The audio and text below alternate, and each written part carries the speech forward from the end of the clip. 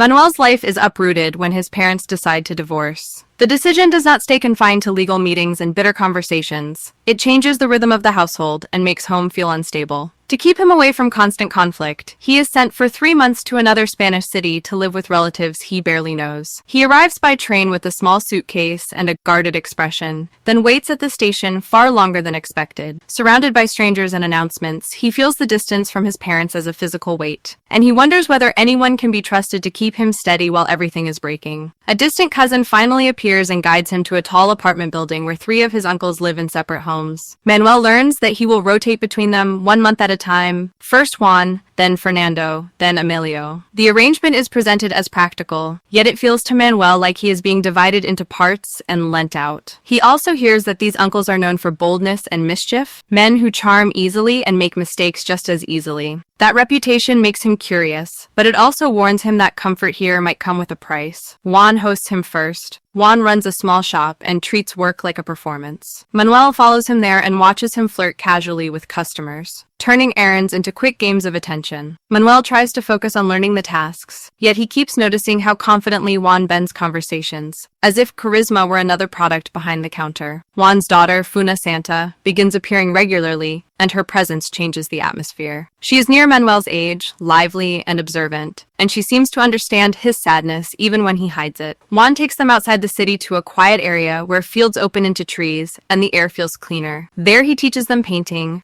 urging them to watch how light settles on leaves, how shadow changes shape, and how distance softens color. Manuel discovers that concentrating on a landscape calms him, giving him control over something when everything else is shifting. The outing is interrupted by a strange man who behaves as if he belongs to another reality. He claims divine identity, speaks in riddles, accepts an apple when Juan encourages Manuel to offer food, and insists he can vanish as easily as a thought. After unsettling gestures, he wanders away, leaving behind unease and the sense that the world contains doors that open without warning. Back at the building, Funa Santa practices dance with her mother, while Juan continues mentoring Manuel in small artistic habits. Manuel starts to understand creativity as a way to survive sadness, a method of turning raw emotion into something shaped and bearable. His feelings for Funa Santa deepen as their friendship becomes constant. They share errands, rooftop views, and quiet corners of the stairwell, and Manuel feels happier than he has felt in months. Funa Santa notices when Manuel grows distant and tries to lift him with steady companionship, giving him small moments of ease that feel like air after a long dive. One evening, she trusts him with a secret. She reveals that the second uncle, Fernando, is attracted to men and has kept that truth hidden from most of the family. Manuel is surprised, not because he doubts her, but because he understands the risk of knowledge in a family that already runs on silence. The secret makes him feel older than he wants to be, as if adulthood begins with learning what must not be repeated. When the first month ends, he moves into Fernando's apartment and enters a different kind of tension, one that hides behind routine and polite faces. Fernando works in a bakery, yet his heart belongs to music. In spare moments, he plays a xylophone with careful discipline, repeating patterns until they sound clean and precise. Manuel becomes fascinated by the way music structures silence and gives a room invisible order. Fernando speaks about genius as endurance, insisting that years of consistent effort are required and that a single day of carelessness can dull a gift. Meanwhile, Fernando's marriage to Beatriz is strained. Beatriz feels abandoned and angry because her husband seems absent even when he is physically present. Fernando's emotional center is his assistant Pelu, and Manuel quickly realizes the affair is real. The bakery's warm smell of sugar and yeast contrasts with the cold tension between the adults, and Manuel senses that sweetness can coexist with bitterness in the same breath. The situation worsens when Pelu announces an upcoming marriage and says he must leave the bakery. Fernando collapses into despair and attempts to harm himself, but the attempt fails, leaving behind shame and exhaustion. Manuel witnesses enough to feel helpless, caught between sympathy and discomfort. Later, he ends up alone with Beatriz, who speaks strangely, probing his opinions and testing his honesty. Overwhelmed, Manuel admits what he knows. Instead of exploding, Beatriz asks him to keep the affair secret. She chooses, unexpectedly, to steady Fernando rather than destroy him. Her response is not simple forgiveness. It is survival, an effort to keep the household from collapsing. She begins to comfort Fernando and coax him back toward routine, and Manuel realizes that adults can be both wounded and pragmatic at the same time. Through it all, Manuel's happiest thoughts return to Funa Santa. Then another disturbance arrives. Manuel and Funa Santa notice unfamiliar figures on the rooftop. She explains that they are Loli, Amelio's daughter, and her boyfriend, who have run away while carrying marijuana. Loli's boyfriend looks reckless, and his secrecy feels like a spark near dry grass.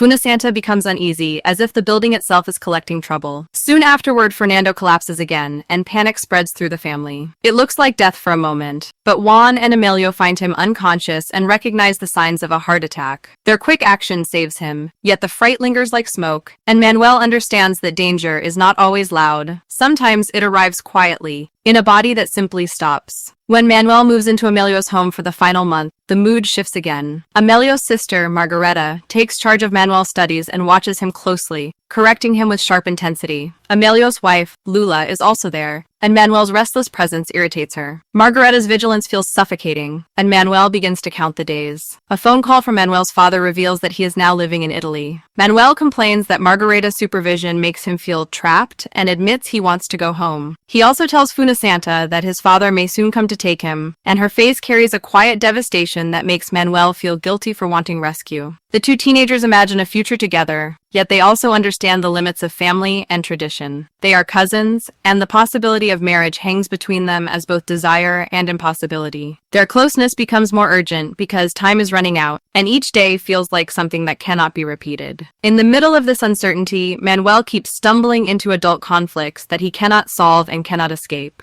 And he begins to feel that growing up is less about freedom than about choosing which pain to carry. Emilio keeps one room locked, treated like a forbidden boundary. Manuel's curiosity wins, and he slips inside, discovering that the room is Emilio's clinic. Emilio is an eye doctor and welcomes him with pride rather than anger. He shows him instruments and diagrams and explains how the eye turns light into meaning. Manuel recognizes a pattern in the three uncles. Juan taught him to see landscapes, Fernando taught him to hear structure, and Emilio teaches him to notice hidden details, the beauty ordinary people miss because they are rushing. For a moment, Manuel feels that knowledge can be gentle, and that attention itself can be a kind of love. Margareta's stress grows worse, and Manuel begins noticing her odd habits. At times, she speaks as if she is receiving messages from God, then quickly returns to normal chores as though nothing happened. Emilio tries to hide her instability, fearful of judgment and scandal, but Manuel cannot unsee it. Loli, meanwhile, continues her risky life, painting her face as if beauty were armor and refusing to explain her boyfriend's disappearances. The family already knows the boyfriend is unreliable, yet they keep pretending the problem can be managed through warnings alone, as if denial were a lock strong enough to hold chaos outside. Conflict flares when Emilio confronts Loli and orders her to stay away from her boyfriend. Loli argues back, and Emilio loses control, frightening Manuel with sudden rage. Loli later downplays it, treating her father's outbursts as a familiar flaw. The household resets and pretends nothing happened, because denial has become a habit, and because admitting damage would require change. Manuel starts to feel that this building is not just a place to live, but a machine that converts pain into routine, grinding sharp edges down until everyone can step over them without looking. The elderly father at the center of the household is slipping further into dementia. He keeps confusing Manuel with Antonio, calling him by the wrong name, and insisting on conversations that do not make sense. He speaks in ominous fragments about endings, buried shame, and family secrets. In rare moments of clarity, he confesses that, during wartime, he beat a man to death and hid the body inside the house, then lived for decades with the weight of that act. He forgets his own confession, then returns to it again as if trapped in a loop. Manuel is shaken, not only by the violence, but by how memory can turn a life into scattered pages no one can rebind. One afternoon, the old man wanders away and is found sitting alone in a park, having lost his sense of direction. He recites a poem about loneliness that he once wrote for Antonio and speaks as if he has been waiting for someone to arrive. Funisanta understands him best, realizing his love for trees and birds would draw him to that place, and she helps bring him back. The old man repeats a wish to see the sea, believing only the ocean can give him peace. He talks about death like an appointment he has been offered, and Emilio refuses to let despair speak unchallenged. He promises a trip, holding the old man's hope the way one holds a fragile glass. The family travels together to the beach, including Manuel, who has never seen them united in uncomplicated happiness. Sea, air softens their tension. For one afternoon, they feel almost normal, laughing, sharing food, and watching waves. Manuel sees relief spread across the grandfather's face as if he has finally reached the place he has been searching for. The long desire to breathe freely is fulfilled. Then, as if the wish completes the last piece of his strength, the grandfather dies on the sand. Manuel grieves deeply. Even though the old man had been fading for a long time, the death makes the building's daily chaos feel suddenly small. The funeral brings Manuel's parents back into view, and their presence confirms that his 3 months are ending. Seeing them together, still tense and distant, Manuel understands that the divorce will follow him home. He also understands that his bond with Funasanta cannot survive distance, family pressure, and the unspoken rules that surround cousins. They share one last quiet walk and a final embrace that says what neither can safely plan. After the burial, Manuel packs, leaves the building, and boards the train with his parents. He watches Funasanta from platform, memorizing her face as the train departs. As the city recedes, he carries 3 uncles' lessons, a suitcase of secrets, and a love that must stay unfinished. The story ends there, with separation as the price of growing up.